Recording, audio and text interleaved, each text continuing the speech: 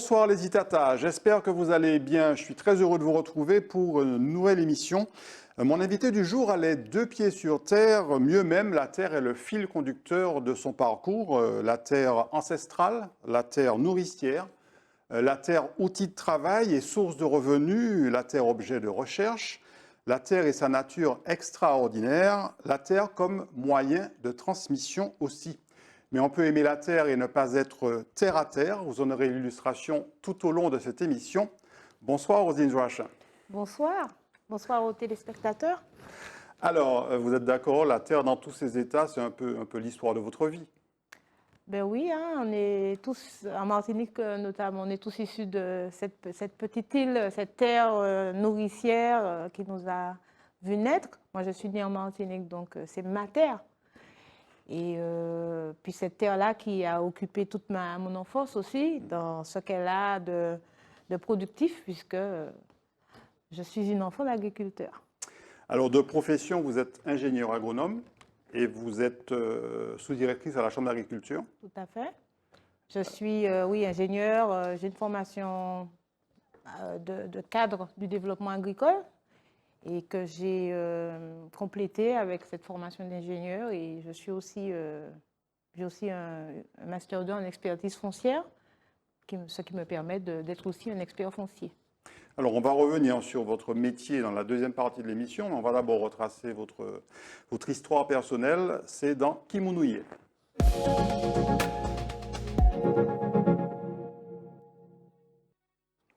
Alors, Odile Joachim, si vous deviez décrire votre personnalité, qualités, défauts, en quelques mots. Je dirais éveillée, amoureuse de la vie, battante, téméraire un peu, pas toujours avec ce qu'on dit, on dit souvent, elle a du caractère, mais moi je considère que ça peut être pris comme un défaut, mais pour moi c'est une qualité. Alors on va commencer avec une photo qui est une photo grâce à laquelle en fait vous êtes quelque part, vous êtes venu sur Terre, puisque c'est la photo du mariage de vos parents. Oui, ça se passe à Trinité, dans les années 60. Hein. Donc papa à gauche et maman à côté. C'est une photo que j'aime. Vos parents vous ont souvent parlé du jour de leur mariage? Oui, parce que l'histoire du mariage de mes parents, c'est une histoire qui est assez pittoresque, improbable, si on peut dire, parce que mes parents sont d'univers tellement différents que même le jour du mariage, ça avait déjà l'air d'être quelque chose de folklorique, puisque mon père est arrivé en retard à son mariage parce qu'il était resté tuer le mouton. Donc, en fait, et ma mère qui attendait cet homme qu'elle ne voyait pas arriver, nous raconte donc son mariage comme étant quelque chose qu'elle a vécu comme quelque chose d'à la fois improbable, mais surprenant, mais dont elle en rit. Mais pourquoi vous dites que c'est un mariage quelque part un peu contre nature? Alors, improbable parce que c'est la rencontre improbable. Oui. La rencontre de deux personnes qui sont d'univers complètement différents, avec une maman qui est déjà enseignante à l'époque, et donc assez attirée par les lettres, par tout ce qui est intellectuel, par surtout la lecture, c'est une grande et qui aime l'enseignement, etc. Et mon père, qui est un agriculteur, elle l'a connu, il avait un peu été chauffeur de taxi, mais pas du tout intéressé par tout ce qui est culture. Vraiment, lui, c'est un créolophone. Il ne faut pas lui demander d'ouvrir, de prendre un livre, ça ne l'intéresse pas, quoi. Et malgré tout, il trouve, je pense, à ce moment, chacun, l'un dans l'autre, quelque chose qui correspond à une attente. Et c'est pour ça que je dis que improbable, parce que ce n'est pas du tout peut-être les mêmes milieux, mais possible, puisqu'ils en ont donné la preuve. Ou en tout cas complémentaire. Oui, sûrement complémentaire, parce que papa, c'est le manuel avec un grand M, et maman, c'est la personne qui est plus attirée par les bouquins. Alors, on revient à vous. On va vous voir là sur deux photos. Je crois que vous aviez à peu près 2 ans. Oui, 2 ans. Je commence à m'éveiller à la vie. Donc, sur une petite chaise qu'on a gardée très longtemps d'ailleurs. Hein, cette chaise, j'avais 10 ans, je la voyais encore à la maison. On habitait le bourg, à côté de la poste. Le bourg du Lorrain. Le bourg du Lorrain. Et là, je suis sur la terrasse au bourg, dans ma poussette. Debout dans la poussette, carrément. Debout dans la poussette. C'était un landau. Mais maman disait que je n'aimais pas trop tout ce qui m'enfermait, donc elle me préparait avec cette espèce de petite robe à dentelle, culotte à dentelle. Voilà, c'était la période. Alors, on vous retrouve un peu plus tard dans un endroit que vous appréciez beaucoup. Ah oui, ça c'est la période de chez mamie. Là, je suis alors à côté, à droite, c'est ça? Oui. J'ai 3 ans et on m'a laissé... C'est la cour de chez votre grand-mère maternelle. C'est la cour de chez ma grand-mère maternelle à Trinité, Fleur d'Épée. Et j'avais été, enfin, j'ai un souvenir assez lointain, hein, mais je me rappelle que j'ai passé toute mon enfance, toutes les vacances scolaires, à toujours aller un petit peu chez ma grand-mère. Là, j'étais un peu petite parce que maman m'a dit qu'au retour, là, j'étais ronde, mais elle m'avait laissé, en 3 jours, j'avais perdu 2 kilos parce que j'avais cru qu'on m'avait abandonnée. Ah oui. Et quand elle a vu ça, elle m'a repris. Et la photo de droite, je suis un peu plus grande quand même. Hein. Oui. J'ai 6 ou 7 ans et je suis déguisée habillée... en tenue traditionnelle, en martiniquaise comme on disait à l'époque. Voilà, parce qu'on fêtait le carnaval et qu'à l'école, on s'habillait comme ça. On considérait que c'était le déguisement le plus facile, mais le plus traditionnel et on aimait bien. Et on va voir que vous aimiez bien le carnaval, puisqu'on va vous retrouver tout à l'heure sur d'autres photos concernant le carnaval. Sur la photo suivante, on voit en gros plan, en fait, une jolie photo. Là, vous aviez quel âge? Je suis au CE1, donc je dois avoir 7-8 ans. Et cette photo, je l'aime bien parce qu'en fait, le regard, le photographe et tout, c'est une certaine forme de timidité, en fait, que j'ai, qui ne se voit pas, hein, mais où le regard posé sur moi pouvait me déranger. On me demande de sourire alors que je n'ai pas envie, donc je pince les lèvres. Voilà, les lèvres pincées. Les lèvres sont pincées et le regard sourit. Voilà, j'ai 7 ans. Je suis, voilà, je commence à... Petite fille sage ou pas? Maman dit que j'étais sage, mais comme elle avait 4 garçons, peut-être qu'elle me comparait aux 4 garçons et elle trouvait que j'étais relativement sage. Je n'ai pas le souvenir d'être une enfant particulièrement turbulente parce que j'avais depuis petite une extrême prudence vis-à-vis de mon corps. Je ne voulais avoir, je n'aimais pas les bobos. Je n'aimais pas les blessures. Je voyais mes frères revenir avec de ces choses, des égratignures et tout, que j'avais une espèce de phobie. Craintive, quoi. Craintive. Donc, je faisais les choses qu'ils faisaient. Par exemple, le vélo, les brouettes qu'on poussait et tout. J'étais toujours la dernière à vouloir entrer dans ces jeux un peu risqués. Alors, vous l'avez dit, vous avez 4 frères. On va vous retrouver là avec eux. Alors, je crois qu'il manque un frère sur la photo suivante. C'est la fratrie, en fait. Oui, c'est une fratrie. Voilà, vous êtes 4, effectivement. Il y a un frère qui n'est pas là. Il est sur maman, parce que maman, on a fait 5, mais le dernier est arrivé 3 ans après celui qui est devant, Dominique. Donc, il y a Jean-Michel qui est l'aîné. Ensuite, c'est moi, la cadette, Didier et Dominique. Et sur cette photo-là, c'est ce que je vois, hein, en fait, hein, comme elle est exposée en grand. Le caractère de chacun se voit sur les photos. Et aussi la ressemblance. Vous vous ressemblez tous beaucoup. On se ressemble beaucoup. Et puis, c'est très marqué, en fait, qui on est à travers ce que je connais de mes frères. Hein. Bien sûr, bien sûr. Le petit dernier, il est porté par maman à ce moment-là. Comment ça se passe? Même vous êtes la cadette, donc vous êtes une des aînées. Quand on a 4 frères, comment on gère, entre guillemets, la relation au sein de la famille? On sait qu'on a un grand frère, ça c'est important, parce qu'il est celui qu'on veut suivre, l'exemple dont on veut suivre, parce qu'il a quand même 2 ans de plus que moi, 1 an et demi. Mais moi, je prends très vite conscience que je suis la cadette et je suis la seule fille, et que je dois me battre pour exister et pour, entre guillemets, ne pas me laisser faire, parce que les garçons ont des jeux parfois violents, ils ont des comportements parfois excessifs. Ils ne jouaient pas à la poupée avec vous? Si, je les entraînais.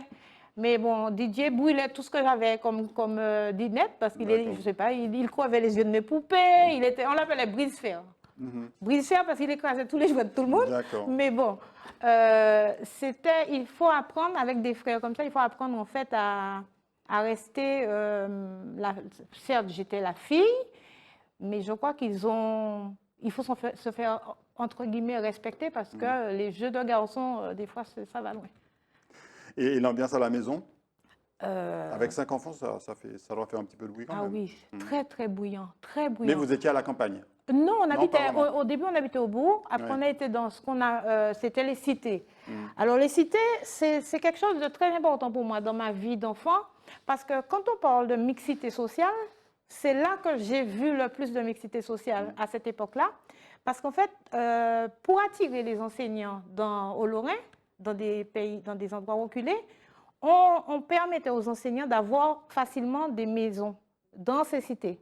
Mais en même temps qu'on permettait aux enseignants, directeurs d'école, etc., d'avoir des maisons, on permettait aussi à tous les employés de la mairie qu'ils occupent la fonction de femmes de ménage. Donc, on ne faisait pas la différence au niveau de là où on habitait entre les gens. Et ça nous a quand même, ça nous a forgé sur notre façon d'être avec tout le monde. Alors, une scène de la vie quotidienne d'avant, en tout cas, sur la photo suivante, la famille devant l'église. Alors là aussi, il doit en manquer un. Alors, c'est celui qui fait la Celui qui photo. fait la photo, voilà. Oui, c'est le plus grand. Là, on est déjà plus grand. On a 16 ans, 14 ans, 13 ans et 10 ans. Et maman, papa, on est devant, on est en France là. Hein. Maman est en congé administratif. Elle ne travaille êtes en pas. France à ce moment-là? Ah oui, D'accord. en congé administratif. Maman ne travaille pas toute une année, comme c'était encore le cas. C'était la dernière année que ça se passait. Et papa était venu juste pour la période et puis il retournait pour sa banane. D'accord. L'église, c'était une pratique régulière dans la famille? Oui, on est issu, bon, comme beaucoup de Martiniquais, hein, de familles catholiques, avec une grand-mère qui me faisait faire la prière tous les soirs à ses côtés. Donc ma mère, elle aussi très pratiquante. Et c'était une jolie période. Mais je crois que j'ai laissé tomber à partir d'un certain âge parce que ça ne correspondait plus à ma façon d'être. Donc vers 14-15 ans, j'y allais un peu moins. Et au niveau de l'éducation, comment étaient vos parents? Plutôt sévères, plutôt tolérants, plutôt ouverts? Alors, c'était une éducation. C'est vrai que maman occupait une place prépondérante dans l'éducation, beaucoup plus présente de par son métier, parce qu'en permanence en contact avec nous. Papa, bon, avec l'entreprise agricole, son exploitation beaucoup moins présent. Mais un équilibre, je dirais, parce que maman était sévère, mais elle ne tapait pas, et papa tapait que les garçons. Jamais moi.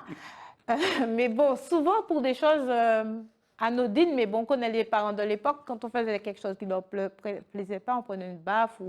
Mais on a été élevés librement, je dirais. Mes parents nous laissaient relativement libres à faire ce qu'on voulait, un peu comme on voulait, et on était relativement libres.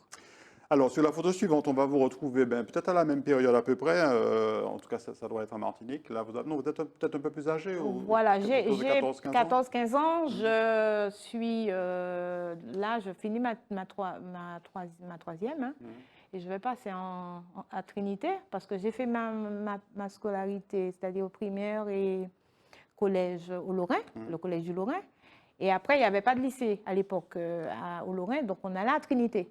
On partait à 5h, 6h du matin et passait notre journée. Donc, c'est un changement qui nous amenait à vivre autre chose, puis avec d'autres connaissances, etc. Et là, vous étiez toujours timide ou avec l'adolescence, vous êtes un peu libéré?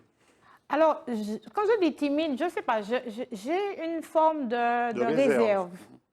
Mais c'est vrai que des gens qui me connaissent vont dire, mais elle n'est pas timide, parce que je n'ai pas de difficulté à prendre la parole en public, je n'ai pas de difficulté à m'exprimer. Mais la timidité, c'est un mot peut-être qui est exagéré me concernant, mais c'est une forme de réserve où j'avoue que j'aime être avec moi-même, comment dire, c'est vrai que je ne suis pas tant exposée que cela. Voilà.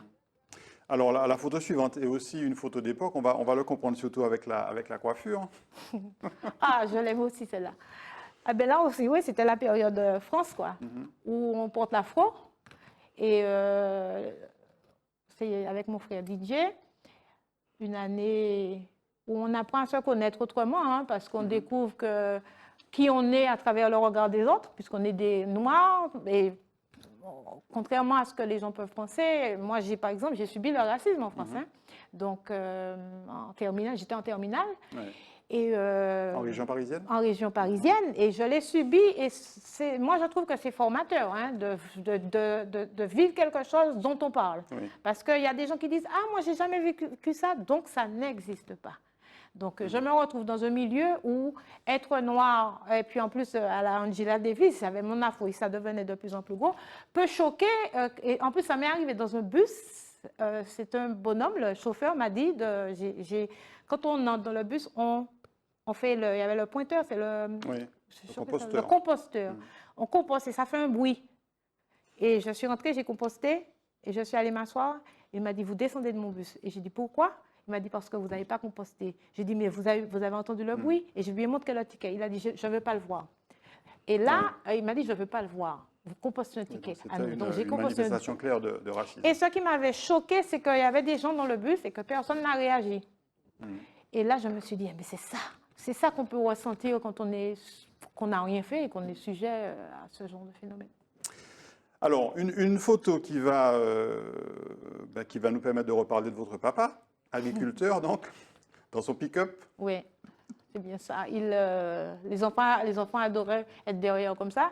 En fait, c'est une petite exploitation qu'il a au Lorrain et pour laquelle il voue un intérêt majeur. Hein. On est à l'époque entre les années 60 et jusqu'à les années 80. Producteur de bananes, et puis mes neveux qui se font un plaisir d'être dans le bac arrière de la voiture, comme nous, hein, quand on était petits. Donc, c'est mon papa. Est-ce que votre vocation d'ingénieur agronome il y a forcément un rapport avec la profession de votre papa?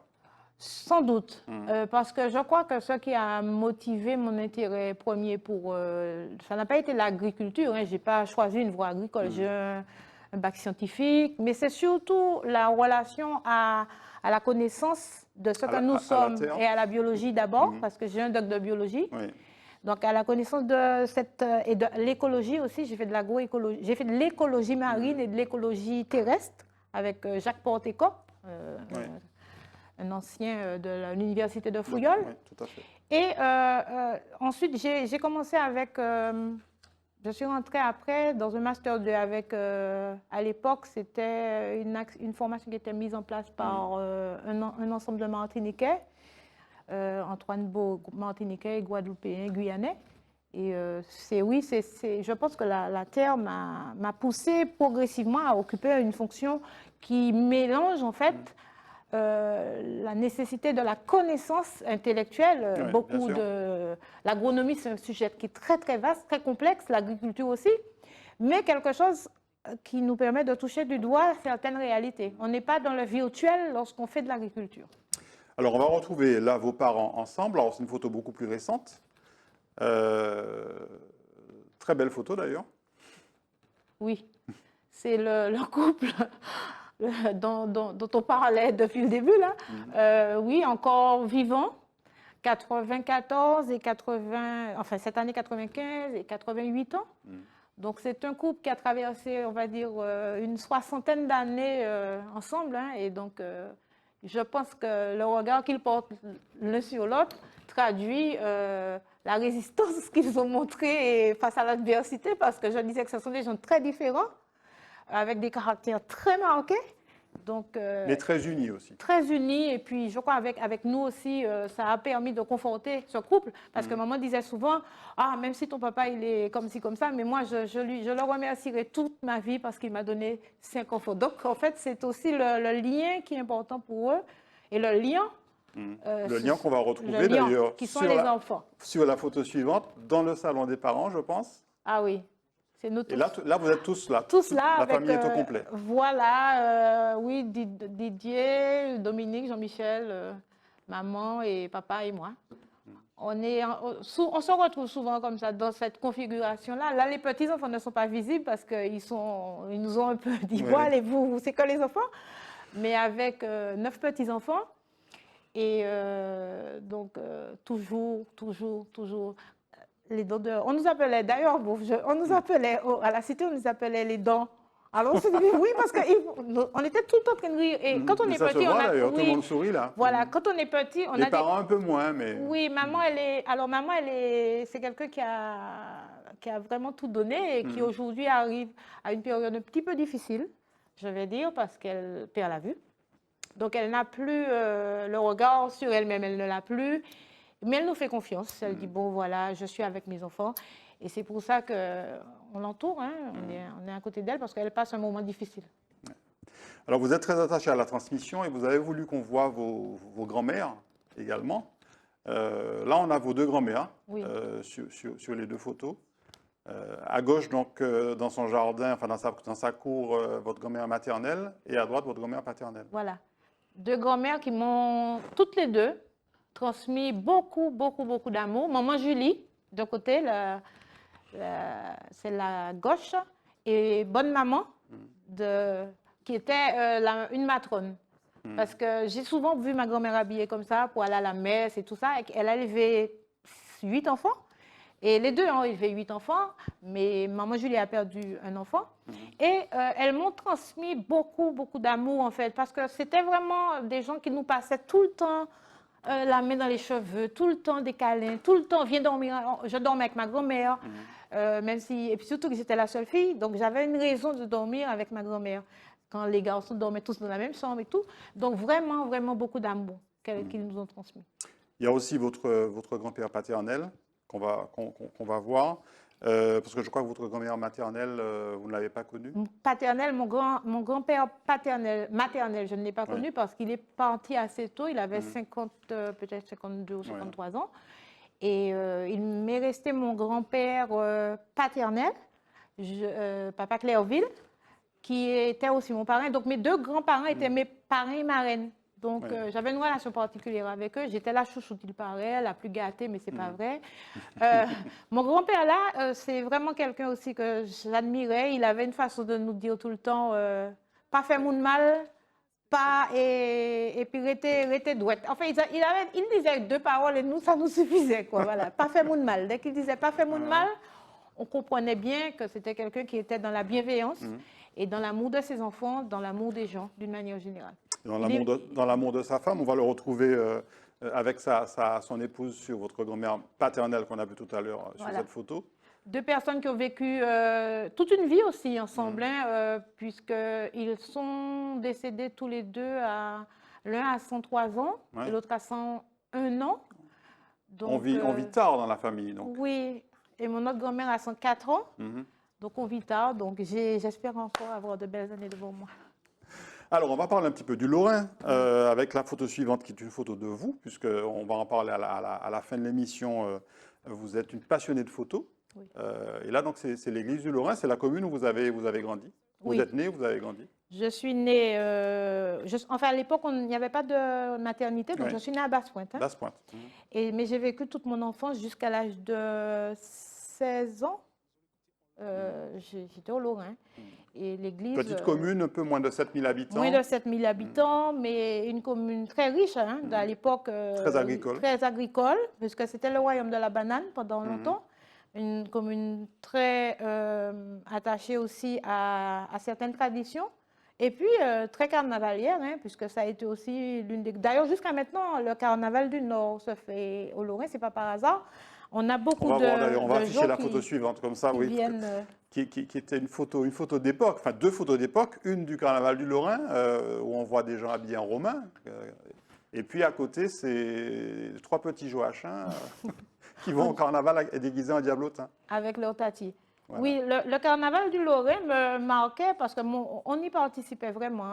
Papa même prêtait sa bâchée pour des chars, parce que les chars, il n'y avait pas de camion quand on était petit, parce que c'était que des bâchées. Et on enlevait toute l'ossature arrière et les gens, on faisait des plateaux comme on voit. Et les gens se mettaient debout et c'était des chars. Et puis à côté, on est en diablotin parce que c'était important pour nous de participer. Et on aimait vraiment, vraiment cette période-là où nos tatis venaient nous chercher et puis elles nous emmenaient au carnaval. C'était bien. Et par la suite, vous avez confirmé que vous aimez beaucoup le carnaval, puisque vous êtes allé même jusqu'en Guadeloupe pour faire le carnaval. J'ai fait le carnaval tellement. J'ai même été dans Plastic System, bonne danseuse à Ouais. l'époque, ouais, une année, hein, bon, pas longtemps. Mais j'ai maintenant, le carnaval, c'est déboulé. Ça. Alors en Guadeloupe, ça s'appelle des déboulés, pas comme nous, on dit Des vider. vidés, oui. Et on déboule, on roule comme des. Enfin, on court, on court, on court. Ce jour-là, j'avais souffert parce que c'est du blé de méthylène qu'on avait mis sur notre peau. C'était pour ressembler aux tirailleurs sénégalais. Ouais. Et le bleu était rentré. Là, c'est au début, ça allait. Mais le bleu est rentré dans mes yeux. Aïe, aïe, aïe, d'accord. Donc, ça m'avait bousillé la vue pendant un moment. Mais c'était très, très agréable. Qu'est-ce que vous aimez dans le carnaval? Alors, cette liberté qui s'affirme, le fait que chacun puisse s'exprimer, même si, bon, aujourd'hui, il y a des gens qui trouvent que les gens n'ont pas grand-chose à dire, que des jurons, etc. Mais je trouvais ça libérateur. Une forme de libération, Oui, voilà, c'est ça. vraiment. Une libération, une Un expression, exutoire. un exutoire et puis une expression de ce que nous sommes aussi, parce que les groupes, avec la musique, même quand ce sont des sons très simples qui sont répétés, mais ça éveille aussi en nous cet esprit de fête, cet esprit de comment dire, ça réveille quelque chose d'ancestral aussi. Il ne faut pas qu'on se fasse, qu'on ait des doutes là-dessus. Et puis ça se fait dans la joie. Moi, c'est la joie de vivre, ces choses-là. Alors, on termine cette séquence Kimounouye avec une très belle photo qui, je crois, a été prise en Guyane. Ah, j'aime beaucoup. Ça, c'est sur le pont du Cinémarie. De Mana? Oui, de Mana. Oui, un pont à Mana. Oui, Mana. Je suis sur le pont de Mana. Et l'étudiante vraiment libre. Donc, vous étiez étudiante à ce moment-là Étudiante. en Guyane. On étudiait les rizières de Mana parce qu'on produisait du riz à Mana. Et j'étais la seule fille, parce que dans ma formation, je me suis souvent retrouvée seule fille, parce que bon, mais j'étais la seule fille et un peu garçonnière à l'époque. Hein, et puis j'aimais beaucoup. La Guyane, c'est aussi une partie de ma vie, puisque j'y ai été pendant pas mal d'années encore récemment, puisque pour faire des expertises foncières. Bon, les choses ont changé avec le Covid. Ouais. Ouais. Mais la Guyane est dans mon cœur parce que c'est aussi un pays où la nature, elle explose, quoi. Et ça nous permet d'en arriver à votre activité professionnelle, c'est la rubrique matinique.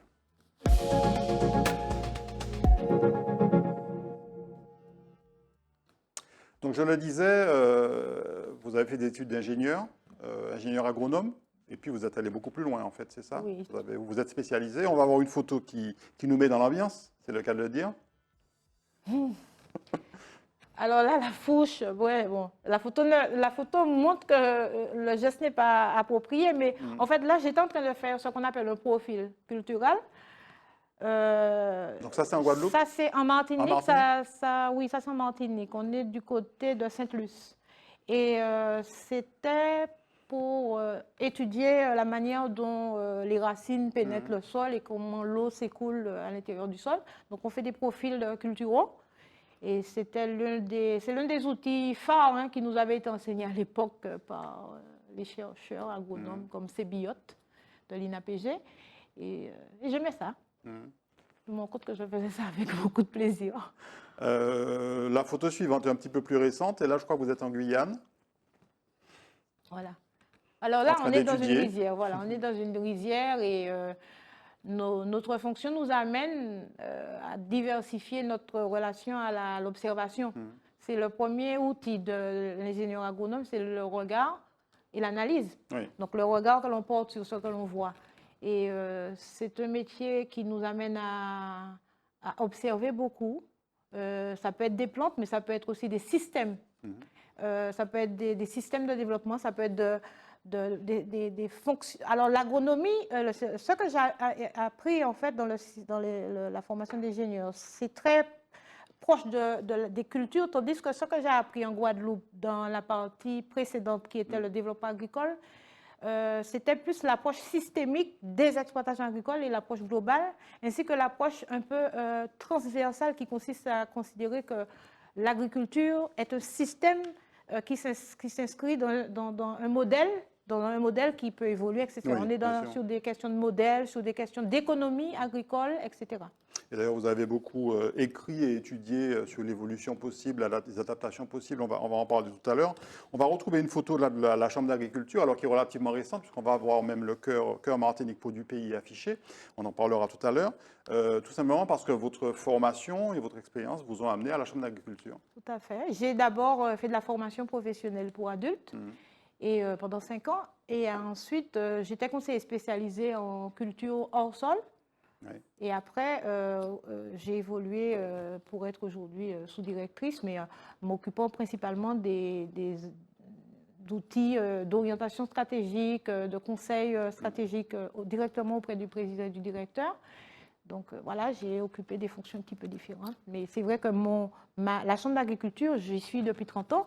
Donc c'est vraiment une vie, hein. Et alors, on va voir deux photos l'une après l'autre. Là, la première, alors je ne sais pas si elles sont forcément dans le bon ordre, mais c'est un peu votre spécialité. Donc c'est ce qu'on appelle la culture sous abri. Alors, moi je dis culture sous serre, mais Oui, bon, oui, sous voilà. serre. C'est exactement ça. Là, on dit sous-abri. Alors, la différence qu'il y a entre les deux, c'est que quand on dit culture sous serre, le mot serre a été d'abord utilisé greenhouses dans les pays européens Oui. pour produire de la chaleur pendant la période d'hiver. D'accord. Donc, la finalité de ces serres était de l'effet serre. On appelle ça Oui, d'ailleurs tout à l'effet fait. serre. Ce dont on en a moins besoin. En ce moment dans la nature. Oui, tout à fait. Tandis que nous, ce qu'on a cherché à voir, c'était au contraire de limiter les pluies et l'effet des pluies sur l'impact des pluies sur les cultures. C'est pour ça qu'on parle de culture sous abri, simplement. Et sur la photo suivante, là c'est de la culture hors sol, Voilà. c'est ça? Quelle est la différence alors? Alors tout à l'heure, on avait quelqu'un qui cultivait de la laitue, mais directement dans la terre d'origine. Oui, donc à ce moment-là, effectivement, tout est planté Tout directement est dans la planté terre. directement dans la terre. Par contre, du fait qu'on est couvert, on est obligé d'amener l'irrigation. Et la plante continue à trouver tout ce dont elle a besoin dans le sol à travers les engrais, les apports de matière organique, etc. Tandis que dans la culture hors sol qu'on voit là, c'est de la tomate. Mais il y a de la terre en dessous quand même. Alors non. Du tout. On dit hors sol parce que le sol, justement, on s'en départit complètement. On met dans les bacs qu'on voit sur les côtés, on met du substrat. Oui. C'est un substrat qui peut être à base de coco ou à base de sable. C'est de l'hydroponie. Non, Pas tout à alors fait. l'hydroponie, c'est encore un autre niveau. Encore autre chose, d'accord. Là, c'est culture hors sol parce qu'on est hors du sol, mais on est toujours au sol. Et on reconstitue un substrat qui est juste ce qui va soutenir les racines. Et les tuyaux qui arrivent aux plantes sont des tuyaux qui contiennent de l'engrais liquide. Oui. Donc, on fait pousser des plantes avec un système relativement sophistiqué de mesure, etc. Et on est sous abri parce qu'on protège des cultures des pluies, mais aussi des changements extérieurs. D'accord. Donc l'une et l'autre, la culture sous abri ou la culture hors sol, chacune a ses qualités, ses intérêts. Voilà, chacune a ses qualités, chacune a ses intérêts, chacune a ses inconvénients aussi. Vous avez une préférence, vous? Je dirais que l'idéal pour la Martinique serait d'avoir des abris que l'on puisse déplacer en fonction du climat. C'est-à-dire que quand on n'en a pas besoin, comme quand on passe en période de relativement mi-pluvieuse, mi-sèche, qu'on puisse bénéficier de l'eau de pluie, mais quand on passe dans la période trop pluvieuse, qu'on puisse à nouveau protéger. Mais ça demande des adaptations qu'on n'a pas toujours trouvées en Martinique, puisque les serres sont construites pour des pays européens à la base. Mais bon, on y arrive tout doucement. Alors, vous faites aussi de la recherche, des observations, des études. On va voir la couverture d'une note d'orientation collective d'un groupe de travail qui s'appelle, je crois, Agriculture ultramarine de l'Académie d'agriculture de France, que vous avez rédigé avec plusieurs co-auteurs, de l'agroécologie à la bioéconomie. Alors, ça a l'air très technique, tout ça, en 2 mots, pour nous résumer ça.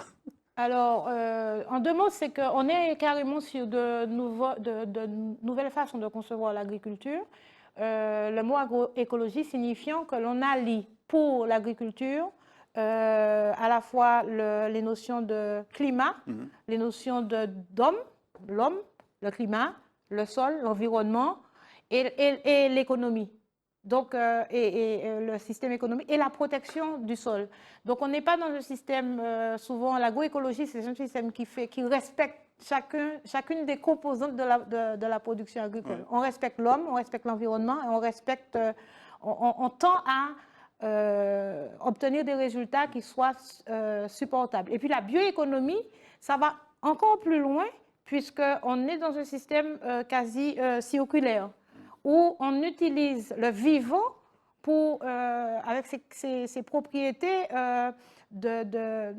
comment dire, de la richesse que représente le vivant pour pouvoir réinjecter du vivant dans la production agricole et être dans un système qui ne soit pas dépensier ni qui n'aille en défaveur de l'environnement. Et on appelait ça auparavant économie circulaire, Oui, etc. Par exemple, on utilise des biodéchets, on utilise les bioressources. Quand on dit bio, c'est tout ce qui est vivant sur l'exploitation. J'ai vu que vous y parlez, par exemple, d'autonomie alimentaire, parce que toute cette recherche tend effectivement à améliorer notre autonomie alimentaire, agriculture diversifiée et valorisée, agriculture à petite échelle, parce qu'on est un tout petit territoire, et puis il y a aussi des préconisations, effectivement, de modernisation de notre système agricole, qui reste encore très, je dirais pas archaïque, mais bon.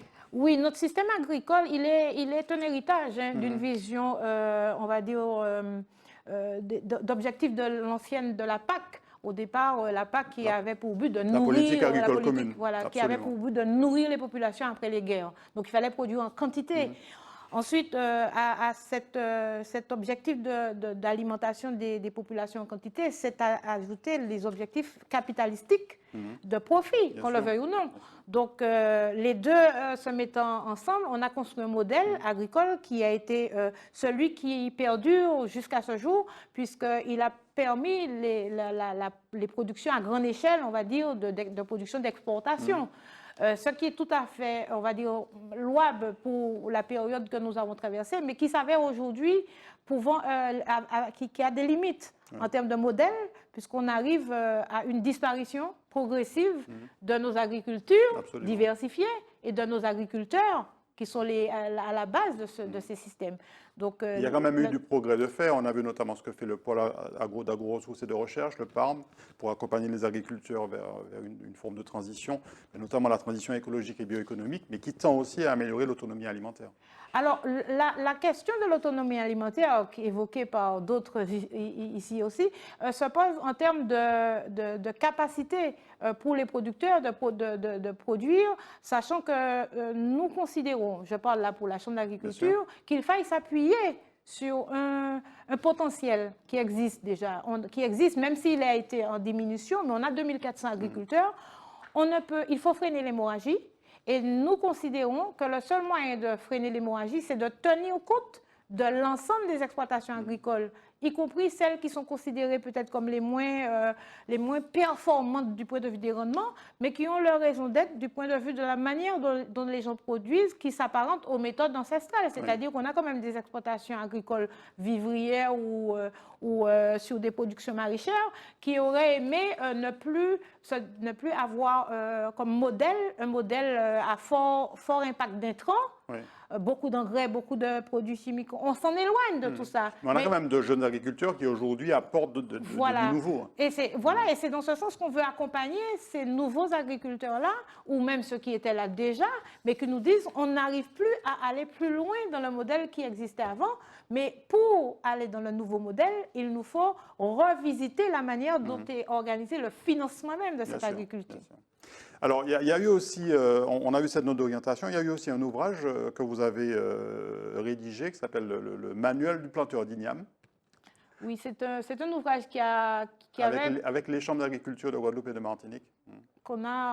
Il date déjà, mais il mériterait qu'on le remette au goût du jour parce que une réédition serait tout à fait intéressante. Puis il y a eu une évolution de la réglementation aussi. Voilà, c'est un manuel qui avait eu beaucoup de succès à l'époque, mais avec les évolutions réglementaires, lorsqu'on rédige un manuel comme cela, où on pouvait faire état, on pouvait mentionner par exemple certains produits pour lutter contre une maladie comme l'anthracnose, il faut carrément passer à la présentation de méthodes agroécologiques de lutte, qui sont parfois des méthodes de paillage ou d'utilisation de variétés résistantes.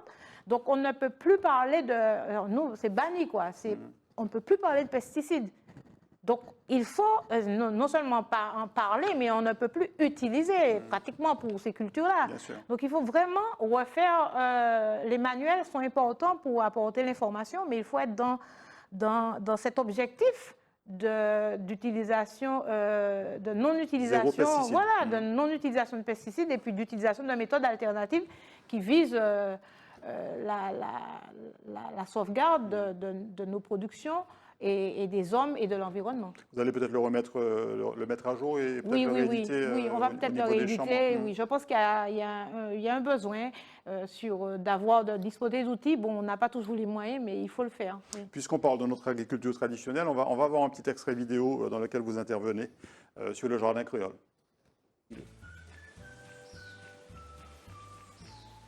La Chambre d'agriculture de la Martinique, en fait, s'intéresse aux agricultures dites traditionnelles depuis bien longtemps, puisqu'elle considère que ces agricultures-là constituent une partie importante de la diversité agricole de la Martinique. Et les agriculteurs qui ont pratiqué l'agriculture traditionnelle ont été on va dire des pionniers de cette biodiversité, et nous pensons que face à certaines difficultés, à certaines contraintes, aux pollutions, aux phénomènes de saturation et au phénomène de limitation de l'utilisation des pesticides, certaines solutions sont apportées par des méthodes traditionnelles. Voilà, donc c'était une vidéo éditée par la Chambre, produite par la Chambre d'agriculture sur le jardin créole. Et là, vous parliez plus particulièrement des agricultures traditionnelles. De la manière dont les agriculteurs de maintenant ont intégré des méthodes de production ancestrale dans leur système actuel. Donc, on n'est pas uniquement sur du traditionnel, parce qu'il y a des choses qui évoluent, notamment sur les apprentissages actuels des associations de culture. Donc, puisqu'on a de nouvelles cultures, on a de nouvelles... Par exemple, le pitaya, c'est une culture qui a été récemment introduite. Donc, on modernise tout en se référant à des méthodes qui, empruntées du passé, deviennent des méthodes très agroécologiques. Et là, vous étiez donc sur l'exploitation de M. Franz Fonrose, un grand jardin créole, c'est comme ça qu'il l'appelle, au Saint-Esprit, on a aperçu M. Fonrose. Une autre photo où là, très rapidement, vous avez tenté une expérimentation avec la patate douce. Alors, c'était quel type d'expérimentation ? Alors, la Chambre d'agriculture a une parcelle d'expérimentation au François, à Chopotte, et il nous arrive jusqu'à maintenant de mener des expérimentations. Là, c'était sur la sargasse. Il fallait pouvoir démontrer la possibilité ou non d'utiliser de la sargasse sur les cultures, puisque beaucoup de gens nous disaient « ouais, mais pourquoi on ne met pas tout ça dans l'agriculture et tout ça ?» Mais avant de pouvoir conseiller cela, il fallait vérifier. Et lorsqu'on a utilisé, on s'est rendu compte que ce n'était pas possible, parce qu'on augmentait le taux de sel et donc de salinité, parce que c'était des produits salés. Même en les lavant, on augmentait le taux de salinité des sols, ce qui n'était pas favorable aux cultures, et on apportait des métaux lourds qui étaient concentrés par les sargasses, y compris la chlordécone. Donc, fallait pas considérer que c'était une solution. Et puis sur la photo suivante, on va vous retrouver à la Chambre d'agriculture où vous posez devant Cœur Martinique Produits Pays, donc qui a été lancé il y a un peu plus d'un mois et demi à peu près, le 17 décembre. Cœur Martinique Produits Pays, c'est pour valoriser en fait les produits agricoles, leur donner plus de visibilité, de façon à inciter les Martiniquais aussi à les choisir. Oui, tout à fait. C'est vraiment, on va dire, un pas de plus vers cette reconnaissance de l'origine d'un produit agricole, parce qu'on sait la question de l'importation, ça ne veut pas dire que ça résout le problème de l'importation, puisque pour faire face à l'importation, il faut véritablement une force de production martiniquaise qui puisse...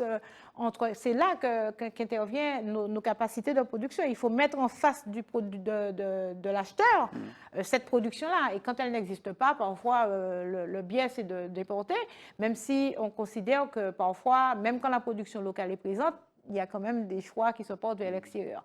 Mais la valorisation du produit martiniquais, on a pensé qu'elle peut aussi se faire à travers la reconnaissance d'une marque. Donc, c'est une marque qui est affiliée, on va dire, à la marque Cœur Martinique, d'une manière, Cœur Martinique, qui est orange d'ailleurs, pour les produits de la Martinique. Mais nous faisons le distinguo, parce que là, nous sommes sur des produits agricoles et que le label Produit Pays est un label réglementaire qui dit que le produit est vraiment d'origine martiniquaise. Et ce qu'on voudrait, c'est que la plupart des produits de la Martinique faits par nos producteurs soient marqués pour cette reconnaissance. Et on espère qu'effectivement, ils auront les retombées espérées grâce à ce signe de reconnaissance et d'appartenance, en fait. Voilà, clairement. Et qu'en même temps, on n'oublie pas qu'on accompagne aussi à la qualité. Donc, si ce signe peut aussi mettre en valeur des produits qui soient à la fois d'origine martinique, mais aussi qui dénotent d'une certaine qualité de production, ce sera très bien pour tout le monde. Lorsqu'on parle notamment d'autonomie alimentaire, on veut manger local, mais pas dans n'importe quelle condition, ni à n'importe quel prix. Donc, il faut construire les outils, et ça, c'en est un. Voilà, on arrive à la dernière rubrique de l'émission, la rubrique politique.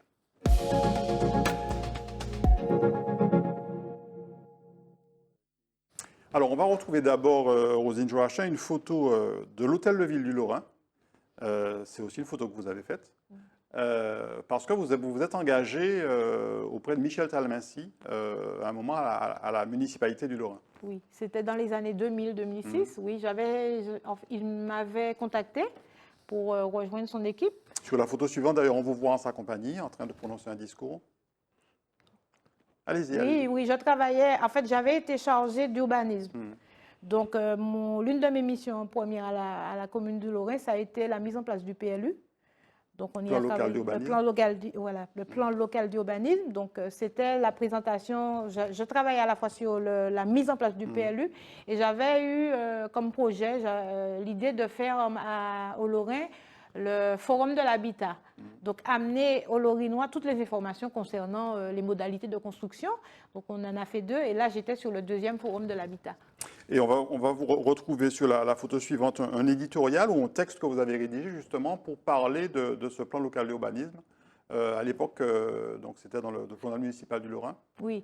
L'animation, j'animais ce PLU, donc ce PLU, ce plan local d'urbanisme, et il fallait aussi, comme c'est quelque chose qui est soumis à la population en termes d'avis, il fallait faire beaucoup d'explications. Donc je me retrouvais dans des réunions pratiquement tous les soirs dans tous les quartiers, et l'écrit, c'était à travers le journal de l'époque, c'était l'Essentiel du Lorrain.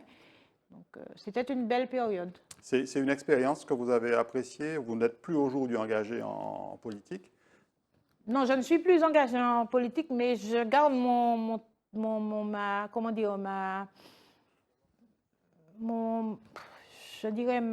intérêt pour tout ce qui est politique.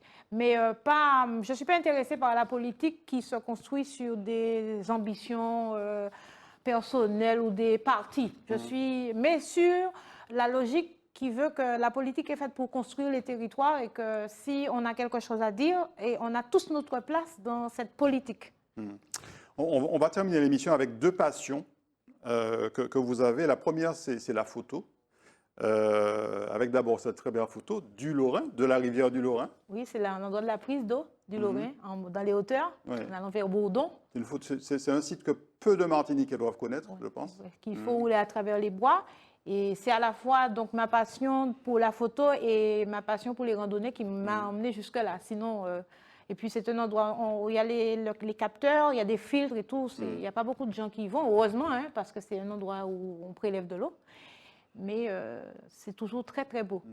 Qu'est-ce qui vous a conduite à faire de la photo? Qu'est-ce qui vous a poussé à faire de la photo? On va voir les 2 photos suivantes, très très belles aussi, une du Tombolo et puis une autre du pont suspendu. Je crois qu'il est entre le Lorrain et le Marigot, voilà, c'est ça. Alors, elles sont belles, hein? Non, je rigole. Elles sont belles, effectivement. Oui, alors la photo, ma passion pour la photo, c'est ma passion pour l'image, pour la lecture, pour tout ce qui suscite l'agrément de l'œil. Et depuis toute petite, j'aime la photo. Parce que si j'ai les photos de mes parents, c'est vraiment des choses que je chéris. Je faisais beaucoup de photos enfants, j'avais toujours des petits clics-clacs là qu'on nous offrait.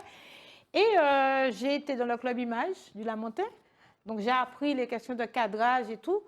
Mais il faut dire que j'ai un petit côté un peu, je ne sais pas si c'est le mot, mais je ne suis pas un petit peu fainéante.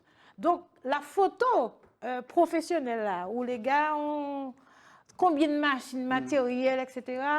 Quand c'est trop technique, non. Je me suis dit, non, mais le fait de porter déjà le truc, c'est trop pour moi. Alors, j'ai trouvé quelque chose qui m'a sauvée, c'est la photo numérique. Alors là, on est sur des photos portables. Le téléphone portable. Téléphone portable, et je dis que moi, ce qui compte pour moi, c'est pas que... Il y a un effort de cadrage, en tout voilà, cas, ça se voit. c'est pas que de cadrage, hein, il y a aussi du travail parfois de repiquage. Je Oui. peux travailler sur Photoshop avec mes photos. Mais il y a surtout la vision que j'ai au moment que je veux transmettre. Donc, je n'ai pas envie de m'embarrasser de matériel, j'ai envie de transmettre quelque chose, et je pense que j'arrive avec la photo à capter des lieux ou des images qui vont donner envie, soit d'y aller, c'est c'est l'objet, puisque j'ai un compte Instagram où je publie toutes mes photos, Joa Vous Roslin. pouvez donner, voilà, allez-y. Joa, c'est Joa-8 Rozlin, comme Roselyne. Et je partage avec tous ceux qui aiment la Martinique ces jolies photos-là. Et parfois, on retrouve un lien entre la photo et votre métier, puisque sur la photo suivante, on a les fruits du cacaoyer qui nous permettent de faire du chocolat. Tout à fait. Enfin, qui permettent aux producteurs de faire du chocolat. Et puis, moi, je dis que le téléphone portable, peut-être qu'il y a des gens qui ne veulent pas en entendre parler, mais ça a vulgarisé, en fait, l'accès à l'image, y compris pour les vidéos. Parce que moi, je ne suis pas du tout forte dans ce domaine-là, et j'avoue que le simple fait de filmer des scènes, mais tout en gardant à l'esprit les règles du cadrage, qu'il faut que l'image soit là, il faut que, etc., que les couleurs soient, l'exposition, ça, je l'ai dans la tête. Donc, ça permet de faire de jolies choses. Et c'est pour ça que j'aime la photo numérique. J'ai découvert en allant sur votre compte Instagram que vous aimez aussi la cuisine et que vous faites même des tutos. On regarde. Appetite for seduction, fresh out the oven, melting in your mouth, kind of loving. Bon appetit, baby. Looks like you've been starving. You got those hungry eyes. You could use some sugar, 'cause your levels ain't right. I'm a 5-star Michelin, a cold beef floating. You want what I'm cooking? Boy, let me take you under candlelight. We can wine and dine, a table for two. And it's okay if you take your time, eat with your hands, fine. I'm on the menu. 'Cause I'm all that you want, boy, all that you can have, boy. Got me spread like a buffet. Bon appetit, baby. Appetite for seduction, fresh out the oven, melting in your mouth. Alors, il y a un véritable savoir-faire à la fois dans la préparation du lambi, bravo. Je pense que beaucoup de gens ont découvert comment préparer le lambi, mais aussi vous disiez vous n'aimez pas le matériel trop sophistiqué, mais là vous avez réussi à faire une petite vidéo avec peut-être pas grand-chose, mais en tout cas c'est de très très bonne qualité. Avec en Oui. plus la mise en musique, la mise en scène. Oui, c'est ce que nous offrent justement les nouvelles technologies de l'information. Et c'est trompeur, hein, parce que tout le monde pense que tout le monde peut tout faire, mais c'est vrai que ça demande quand même beaucoup de rigueur, ça prend du temps. Voilà. Quand Et je fais un truc comme ça, c'est... Et votre travail a été reconnu puisque près de 12 000 vues maintenant pour 12 000 ce likes. tuto. Pas 12 000 vues, likes. 400 000 vues. 400 000 vues et 12 000 12 000 likes, likes. précisément, pour cette espèce de tuto sur la façon de cuisiner, de C'est préparer le lambi. surprenant. C'est surprenant parce que les gens aiment tellement le lambi qu'ils sont vraiment, ça les attire. Et puis, je crois que c'est une façon de préparer le lambi peut-être un petit peu différente. Parce qu'il y a des gens qui n'épluchent pas. Moi, j'ai épluché pour montrer qu'on peut éplucher parce que c'est encore plus doux. Mais les gens aiment beaucoup le lambi. Alors, il y a aussi autre chose sur la papaye. Voilà, si vous aimez, donc c'est Joa-8 8. Rose. Rozlin. Voilà, tout à fait. Alors, on va voir une autre photo maintenant qui va nous permettre de parler, pour finir, d'une de vos autres passions ou hobbies. Ce sont les livres pour enfants, avec Nina, votre petite vedette, qui permet aux jeunes Martiniquais, mais pas seulement les jeunes d'ailleurs, hein, de redécouvrir la Martinique. Tout à fait. Alors Nina, c'est la petite fille qui parcourt les sentiers. Nina est le secret de la trace des Jésuites. C'était le premier et que j'ai pu réaliser grâce à Rachel, Mes petits bonheurs au soleil, qui est à Oui. côté. Rachel, une voilà, amie. tout à fait. Rachel. On va voir en Ah ben elle est là, la photo. Oui, elle est là, Voilà. Rachel. Et c'est un livre qui est issu justement des photos, c'est-à-dire l'envie d'écrire est venue après la disponibilité de tas de photos dont je ne savais pas trop quoi faire. Je me suis dit, tiens, comme j'aime bien écrire, je vais écrire une histoire pour les enfants et les On va plus grands. diffuser plusieurs images effectivement Voilà. du livre pendant ce Et temps. puis, écrire et puis, je suis partie aussi sur un nouveau livre, ça c'est mon deuxième, Nina et les facettes cachées du diamant, où l'enfant fait le parcours en temps réel, on va dire, avec ses parents, et elle découvre la Martinique à travers des lieux cultes. Oui. Et des lieux. Et là, j'ai voulu que, par exemple, pour les histoires de facettes cachées du diamant, que l'enfant découvre la Martinique à travers une histoire de bijoux. C'est comme une chasse au trésor, Oui. mais les trésors, c'est la Martinique encore. C'est les lieux de la Martinique qui deviennent des trésors. Vous avez déjà écrit plusieurs ouvrages sur Nina ou c'est le premier? C'est le deuxième. C'est le deuxième. Donc, j'en ai que deux. Mais l'idée, c'est d'en écrire un au moins une fois par an, de sortir un livre, voire peut-être plus si j'ai le temps, Oui. parce que ça demande du temps. Mais il y a de quoi faire, parce qu'il y a 30 communes et autant d'histoires.